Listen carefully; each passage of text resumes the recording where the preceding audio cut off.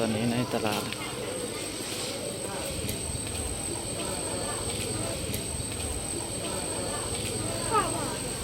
เช็คปลาโลเท่าไหร160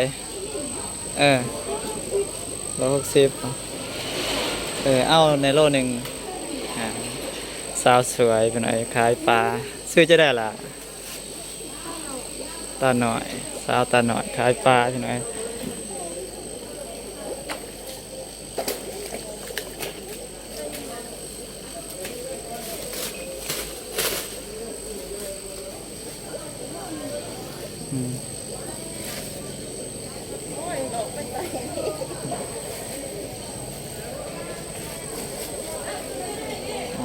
ขอบใจกัน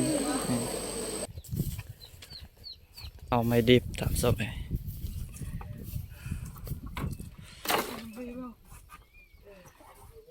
นี่ไปหน่อย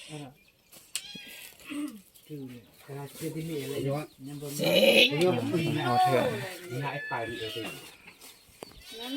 มาหอพี่หอยพี่หน่อยพี่ในตกออยโห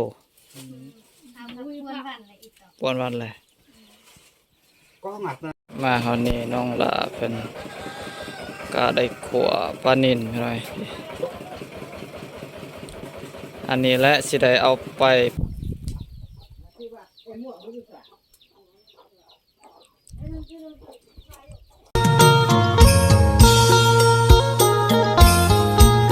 สบายดีเด้อพ่อแม่พี่น้อง FC เบิร์ดสุขูทุกคนพี่หน่อยยินดีต้อนรับเข้าสู่ซ่องหน่อยบาเล่าไต่พี่หน่อยมื้อนี้หน่อยบาเล่าไต่ก็ถือว่าเงินเดือน YouTube ของหน่อยบาเล่าไต่ได้ออกแล้วพี่หน่อยแต่ว่าได้บ่หลายตามสมัยก็สิได้เมื่อยามพอยามแม่พี่หน่อยก็สิได้ซื้อของฝากเล็กๆน้อยๆให้เพิ่นพี่หน่อยอาหารการกินประเภทอาหารพี่หน่อยก็สิได้ซื้อปลานิลให้เพิ่นพี่น้อยประมาณโตหนึ่ง50,000นี่แหละตามสมัยไปพี่น้องจะเป็นจะได้กะไปกันเลยพี่น้อยตอนนี้กำลังสิได้ไปหาซื้อปลาพี่น้อย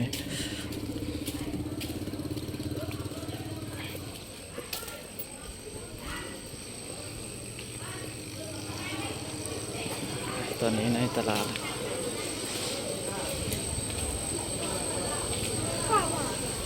เช็คปลาโลเท่าไหร160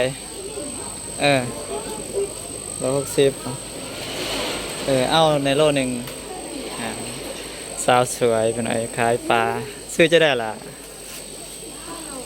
ตาหน่อยสาวตาหน่อยขายปลาเป็นไง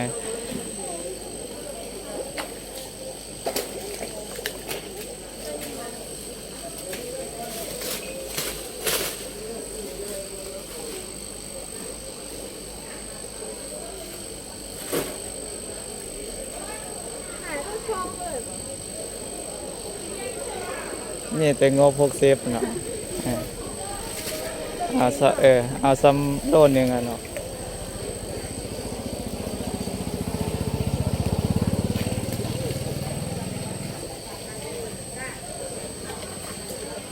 อันนี้จะเป็นตลาดเมืองเก่าไปหน่อย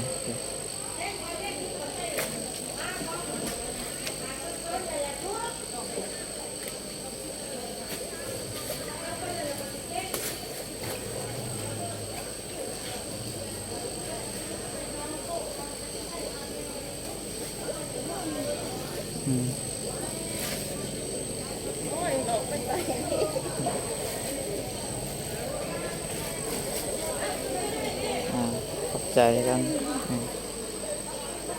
ก็ได้มาแล้วพี่หน่อยโลนี่ทำส้มไหม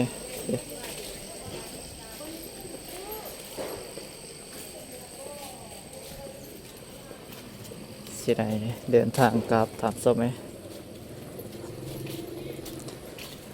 ว่าสิได้ซื้อเป็นโลเป็นโตพี่หน่อยแต่ว่ามีงบ60พอดีพี่หน่อยคือว่าโลหนึ่ง60,000กีบถามสดไหมเป็นปลาประเภทปลาพี่น้องปลานิลโอ้โหว่าพี่น้องทางฝั่งไทยว่าปลาอย่างถามสดไหมมาคนเดียวพี่น้อยนี่แหละพี่น้อยมาลุ้นเปิงบรรยากาศสิ สิได้เดินทางแล้วก็สิได้เมื่อฮอดคุณพ่อคุณแม่ว่าอยู่บ้านอยู่เรือนหรือบ่พี่น้อยพี่น้อยตอนนี้หน่อยบ้านลาวใต้ได้ออกเดินทางจากตลาดเมืองเก่าเลยพี่น้อยก็สิได้ผ่านหมู่บ้านคันมะกองพี่น้อยผ่านหมู่บ้านคันมะกองแล้วก็มาฮอดบ้านของพี่น้อยส่วนแม่น้อยบ้านลาวใต้กับเพิ่นก็ยังอยู่ไห้อยู่นาคือเก่าพี่น้องเอ้ยเพิ่นบ่ได้อยู่บ้านอยู่เมืองพี่น้อยก็สิได้พยายามเยี่ยมยามถามข่าวเพิ่นอยู่ไห้อยู่นาก่อนถามส่งไปแต่ก่อนสิฮอดไห้ฮอดหน้าก็สิได้มาเยี่ยมยามถามข่าววงเงินบ่าวลาวพี่น้อยหลายคนอาจจะฮู้พี่น้อยวงเงินบ่าวลาวก็เป็นนักยูทูบเบอร์ทางลาวใต้ผู้หนึ่งคนหนึ่งหรือว่าท่านหนึ่งครับส้มเองที่หลายคนอาจจะรู้จักเพิ่นพี่น้อยก็สิได้มาเยี่ยมยามถามข่าวเพิ่นก่อนหลังจากนั้นก็สิได้ออกเดินทาง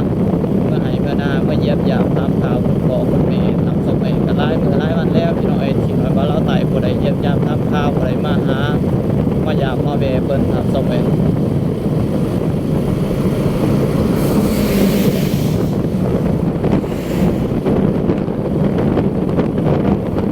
ร้านพาหนะยามนี้ก็คือว่าหลายพี่น้อยเพราะว่าช่วงฤดูกาลคนเขียวคนกสิกรรมหรือว่าอ้อยนี่แหละทำส้มไอ้ลักๆก็คือการพ่นอ้อยทำส้มไอ้เขางาส้มไอ้ก็บ่ว่าจะเป็นอ้อยเอกชนหรือว่าอ้อยทางว่าทางบริษัทของเพิ่นทำส้มไอ้สิได้คนเขียวให้ช่วงมันทันกับฤดูกาลแหละพี่น้อยเพราะว่าครับเขาเจ้าก็มีกำหนดได้พี่น้อยแต่ละปีแต่ละเขาเจ้าก็กำหนดว่าปีละเดือนใดสิได้ปิดสิได้หยุดในการทำซื้อสมัยตอนนี้กับบรรยากาศสีสวยๆเนี่ยพี่น้อยแดดกำลังแห้งขึ้นจักหน่อยทางสมัยในการตากแดดอากาศหนาวๆคือแนวนี้ทำส้มไว้ครับบ่ฮู้ว่าทางพี่ทางนอกทางบ้าน FC ว่าจะเป็นจังไดภาพบรรยากาศหรือว่าอากาศทิศทางอากาศพี่น้อยส่วนทางนี้ก็ถือว่ายังหนาวอยู่เด้อพี่น้อยยังหนาวอยู่คือเก่าพี่น้อยยังบ่ทันช่วงทันเช้าฤดูกาลหนาวพี่น้อยพี่น้อยถ้าฮอดบ้านหรือว่าฮอดบ้านของบ้านลาวใต้แล้วสิได้อัปเดตตื้มพี่น้อยพี่น้องมาเบิ่งมาส่งมาลุ้นเบิ่งพี่น้อยพี่น้อยตอนนี้ก็ได้ฮอดบ้านแล้วเป็นอันโอ้ว่าก็เงินเพิ่นอยู่เพื่อนหรือบ่พี่น้อยเพิ่นเบิ่งจังได๋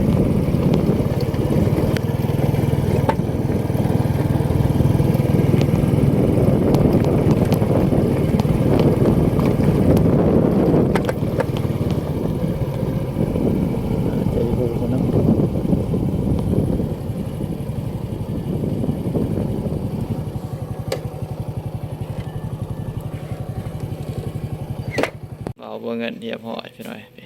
สบายดี ส พวก บาย มื้อนี้คือสิมีข่าวดีแล้วเบิ่งเพิ่นมานี่สบาย มา ดี เรียนน้ เราหน่อย ำ ด เรียนน้ ดนบ่ได้พอกันเนาะ ำแม่นหากับบ่าวดนเถื่อมาหา มันยากบ่นว่าเฮาอยู่คนละบ้านคนละเมืองนี่แหละ แม่นเนาะ กว่าสิได้พบพอกัน บ่แม่นของง่ายเนาะ ใช้เวลาหลาย อีหลีแหละ ใช้เวลาหลายเพราะว่าใช้เวลาหลายก็ยังหลายกับครอบครัวเพิ่นนั่นแหละบ่มีเวลามาหาเฮาเด้ อีหลีแหละ เห็นว่าไปสวนอ้อยตลอด คือสีมานอยู่เบิ่งนะ พอได้เงินอยู่ ข่อยที่บ่ได้ไปไสและไปสวนอ้อยก็ตั้งนี่คนมันหลายโพดเต็มรถก็บ่กล้าไปนำยันรถนะ เพราะย่านผ้ารถมันสิอันน่ะนะเฮาเป็นคนขี้ย่านแล้วใช่ผู้สาวหน่อยบ่ได้มานำบ่ บ่ เออ พ่อแม่ก็พอเพิ่นอยู่นะอยู่เพื่อนเลยบ่ตามสมัยตามสมัย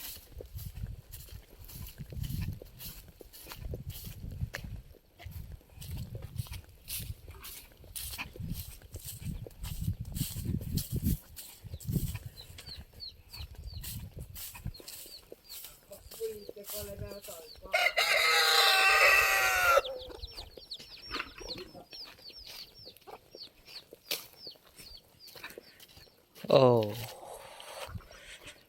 คนใหม่ลงจากรถพี่น้องพี่เอาไม่ดิบตามสมัย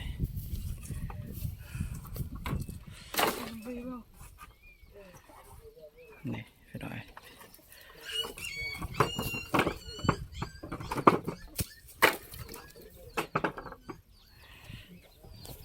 อีดอกออยอ๋ออีดอกออยนี่ลงมางามไม่ได้โตงามเลยงามอ๋อไอ้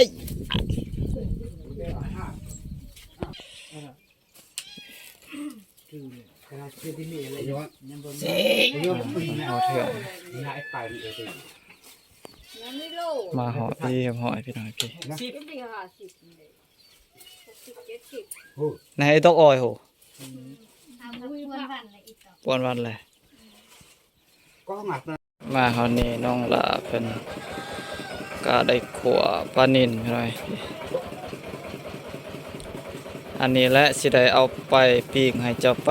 ส่วนอ้อยมืออื่นตัวบักใหญ่พี่หน่อยโลนึงพี่หน่อย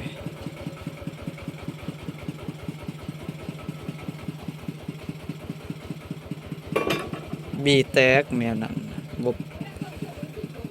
โอ้บ่แตกเซยเนาะอันนี้เขาเอิ้นว่าคนเป็นเนาะขัวปลาเป็นบ่ให้บีบ่แตกตามสมัย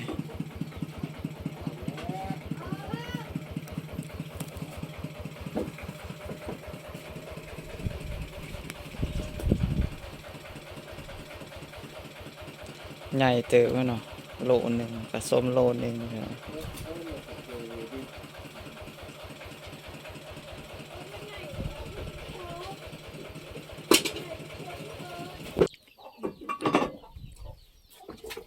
ตะมุนง่ายแล้วตอกให้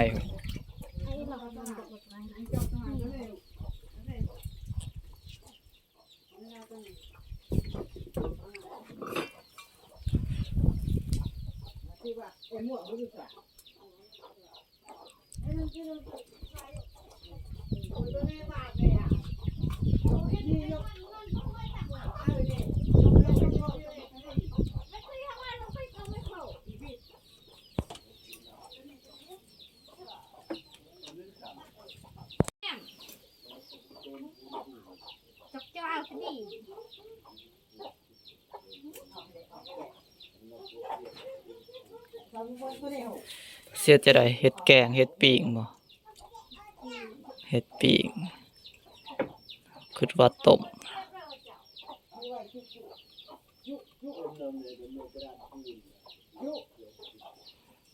ต้มแซ่บนะพี่น้อยปิ้งก็แซ่บเหมือนกันปิ้งเป็นโตแซ่บคัก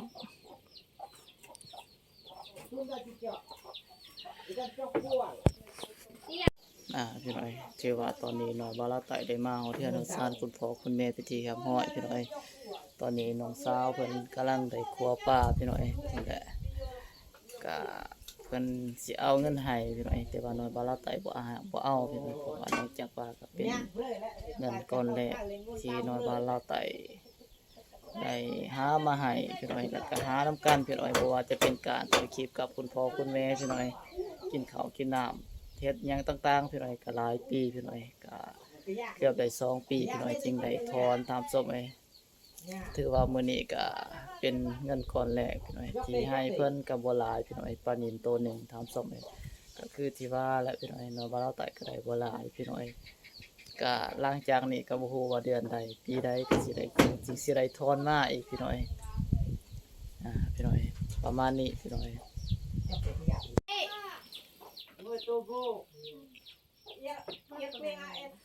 Baik, mana? Blok mana? Ya, oh yang nak blok mana?